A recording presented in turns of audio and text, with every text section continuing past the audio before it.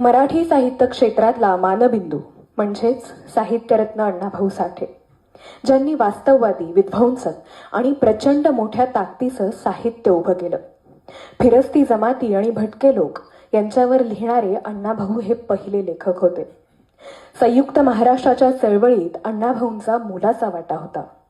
द.ना. गव्हाणकर आणि शाहीर अमर शेख यांच्या समवेत अण्णाभाऊंनी कलेच्या माध्यमातून संयुक्त महाराष्ट्राच्या चळवळीची अखंड मशाल सदैव तेवत ठेवली. एखादी कादंबरी लिहिण्याआधीच ती त्यांच्या मनात पूर्णत्वास आलेली असायची.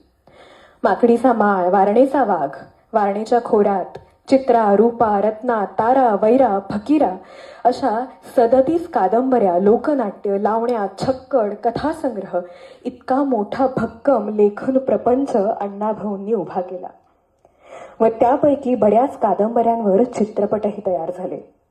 रशियाला जाऊन मराठी भाषेचा डंका वाजवणारे हे अण्णाभाऊ होते. राज कपूर यांच्यानंतर रशियाला जाणारे अण्णाभाऊ हे केवळ दुसरे भारतीय.